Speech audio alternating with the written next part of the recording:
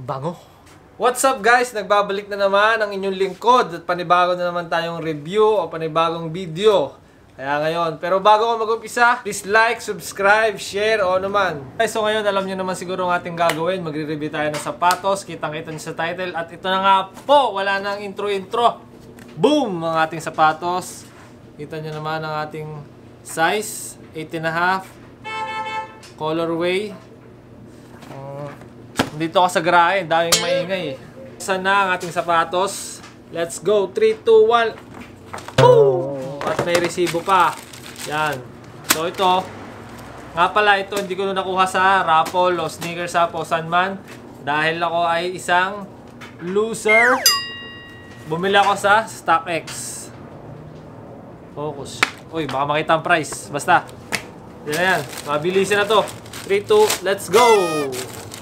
O, yan na nga po ang ating sapatos. So, tanggalin natin sa box. At ito na nga po ang ating sapatos na sinasabi. Yan. Sa mga mahilig sa Jordan 1 dyan, maglalaway kayo dito.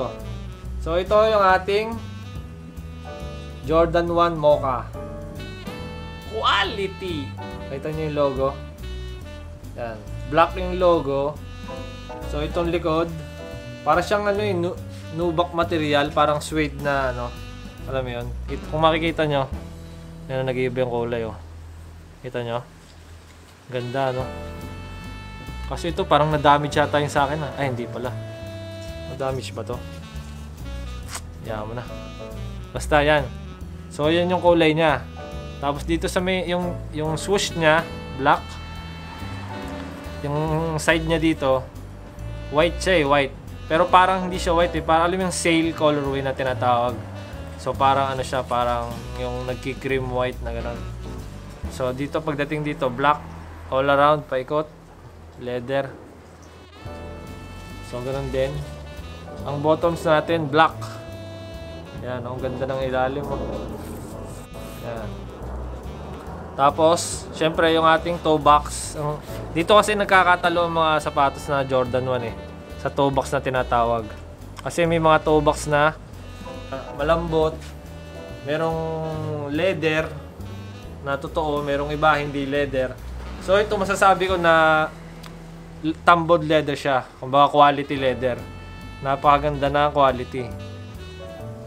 So ito meron akong papakita sa inyo na sapatos. Ito yung Shadow ones. Ito maganda yung quality niya, yung leather malambot. So kung may kukumpara nyo, halos pareha sila ng leather. Medyo mukhang mas malambot lang yung gray. Ito to pala. Pero halos pareha siya kung makikita nyo. Quality! Malalaman natin yan pag nagamit na yung sapatos. Sa mga magtatanong kung magkano ba to, magkano. Ito na sinasabi ko sa inyo na kasi sold out na sa lahat eh. So hindi ko na mabibigay yung presyo na mura na ano. Ang paraan na lang para makabili, gagastos tayo ng 400, 350, ganun.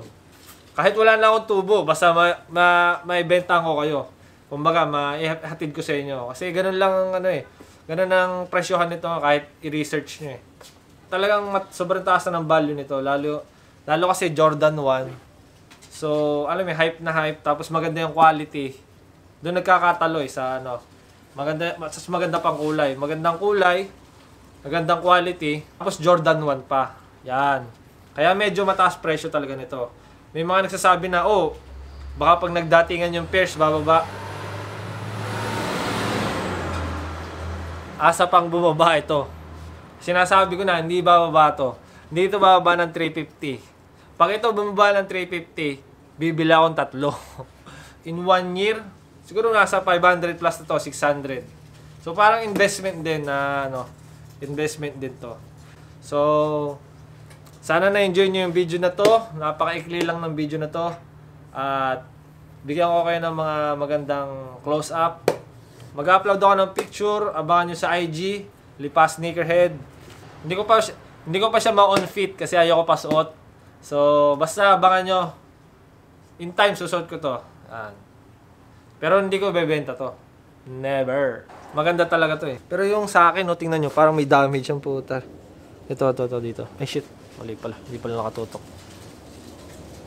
Ito, parang ano yun? May, tawag dun, an-an. Parang may an-an dito. Hindi na natanggal. Tsaka to, puta pa yung paganto. Pero, wala tayong magagawa eh. Ganun talaga. Maganda ba? Maganda.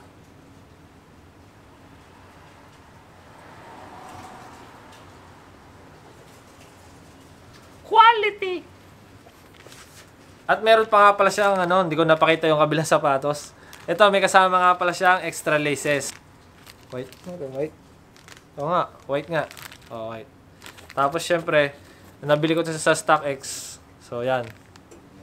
Pag bumibili kayo doon, may kasamang tag. Sinasabi nila. Authentication sheet. Verification, authentic sheet. Ano naman. So, pakita nga pala yung loob sa inyo. Hindi ko pa nakapakita. Basic lang yung loob niya. Na, syempre, yung black na insole. Tapos, may Nike Air. May size, sticker. So, yun lang. Basic lang loob niya. Oh, tang. Tang inamin mo. Oh. Tang. Yan yung tang natin. Basic lang din. Nagpaganda talaga dito yung quality. Yung style niya, syempre, Jordan 1. Tapos yung colorway niya. Napakaganda. At kita nyo nga pala yung ating colorway na ganito. Parang sobrang daling pormahan ito eh. Kahit anong suot mo eh. Huwag lang mga elephant na pants. Huwag naman ganun. Basta kahit ano na. Skinny jeans, jogger pants, o white shorts. Kahit ang kulay, black, white, brown, green, o red. Parang lahat babae dito yun. Napakaganda. Quality! Gigigil ako dito. At dyan na nga po nagtatapos ang ating video. Sana nag-enjoy kayo. At sana nasabik kayo ng konti sa inyong mga sapatos kahit di pa dumadating sa inyo. Pero kung sa mga nanalo, congrats. Nanggigigil ako sa inyo. Sa mga natalo naman, on to the next one. Doon tayo sa next one babalik. Doon tayo sa next one babawi. Pero kung gusto nyo A few moments later. naputo lang ating video kasi sabi, card full. Napuno na naman ang ating memory. Hindi nakapag-delete ang inyong lingkod.